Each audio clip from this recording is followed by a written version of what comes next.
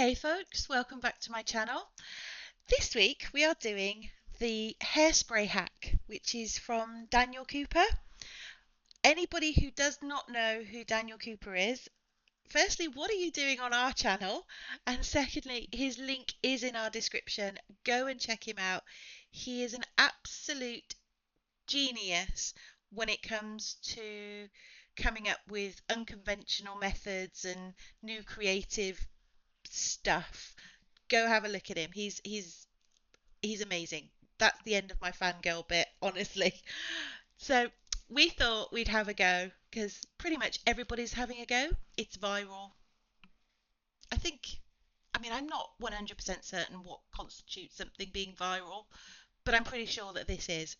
Anyhow, as you can see from the video, those are Kirk's hands and arms. I hope nobody thinks that my arms look like that.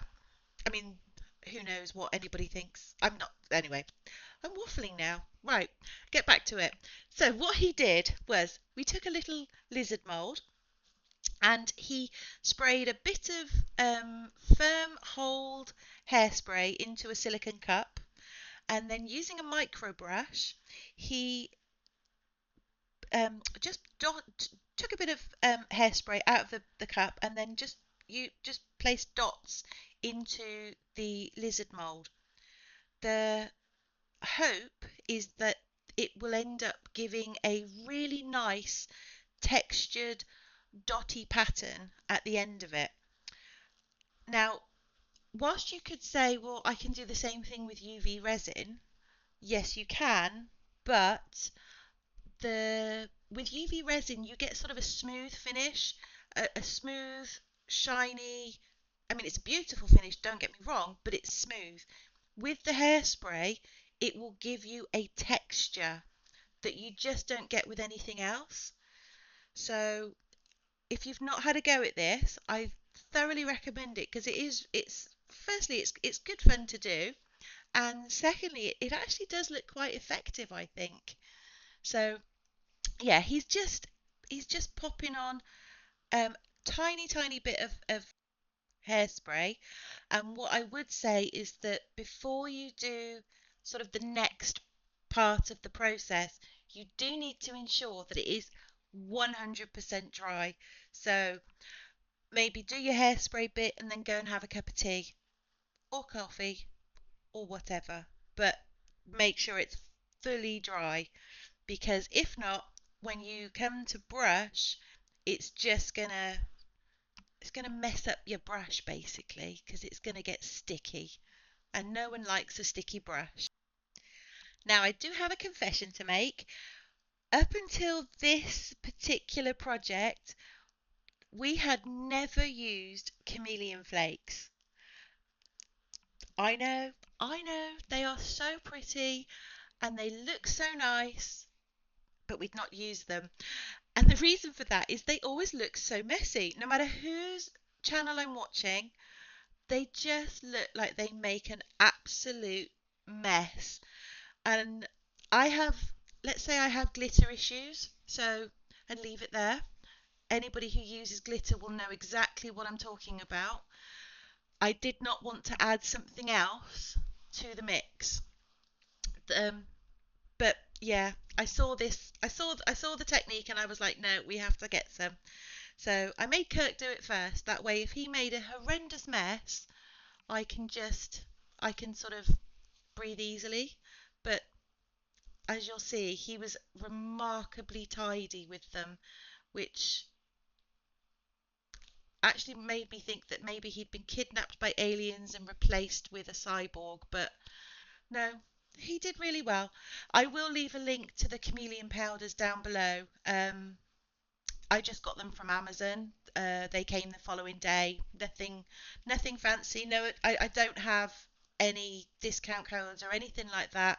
But I do know that if you nip over to Daniel Cooper's channel, whilst you're watching his videos, you can grab his discount code at the same time. So 2 birds, 1 stone. Yay! Back to this. So as you can see, he is just starting to brush on the chameleon flakes, I say brush on. You don't actually brush chameleon flakes on. You sort of burnish them.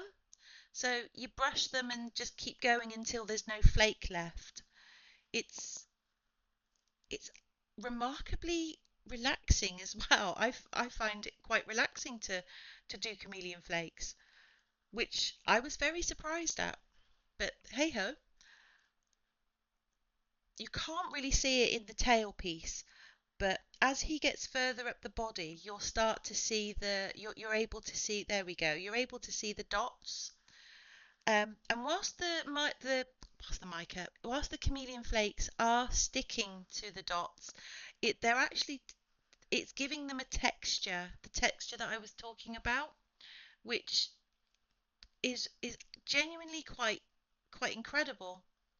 I mean, I don't know where he comes up. I don't know where Daniel Cooper comes up with his ideas. I mean, who would have thought? Who would ever think to put hairspray onto a silicone mold and then pop chameleon flakes on it? I mean, it's just genius. Oh, I'm so sorry. I popped back into fangirl mode there. I'm really sorry. But yeah, if anybody hasn't kind of guessed, I am a massive Daniel Cooper fan. So yeah.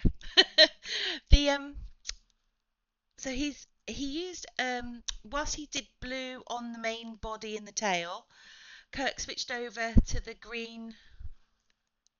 It's a green. I think it's a green blue shift for the just the sides of the tail and the very sides of the body and the feet.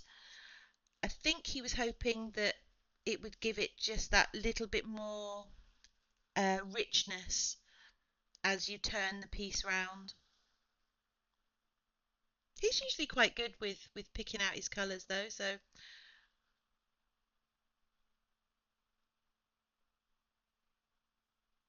I can't get over how tidy he was. This is the tidiest he has ever done anything since we started resin, without a shadow of a doubt. How much mess do you guys make? I mean, are you messy? Are you tidy? What's your what's your sort of, where would you rate yourself on the tidy scale? Now, just for the very sort of tips of the feet, he used a blue purple super chameleon from Just Resin. I think that is his absolute favourite. He pretty much puts that on almost almost everything he makes. There's usually a dot of it somewhere. It is pretty though.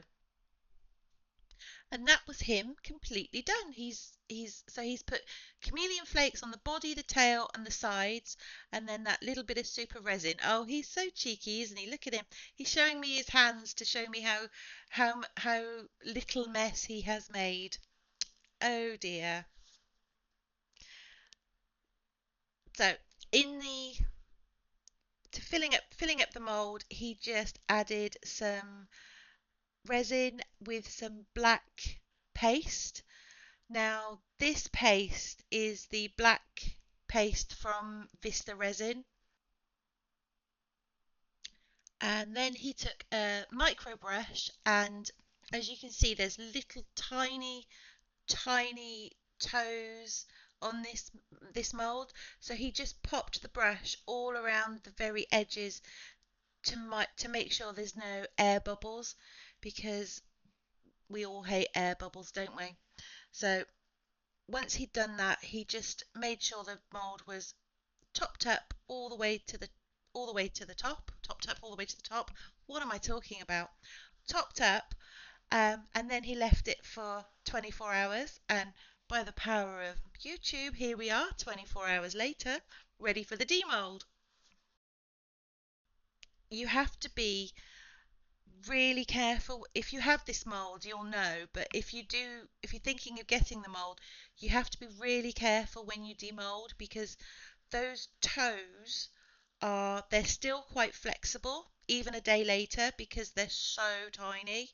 So when you demold it, just be really, really careful that you don't sort of snap them off. The tail's nice and easy, but it's just the toes, and just some of the. I think the feet can be a little bit tricky as well.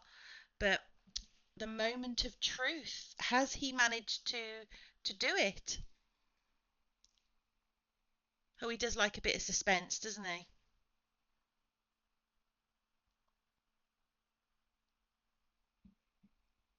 Oh, that's really pretty. You can just about see when it focuses. Oh my goodness. There we go. Oh, can you see the sort of the darker colours?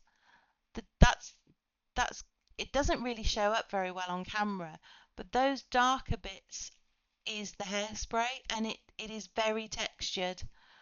What I'll do is I'll pop some photos at the end, and hopefully you'll be able to see a bit better. But it's really pretty.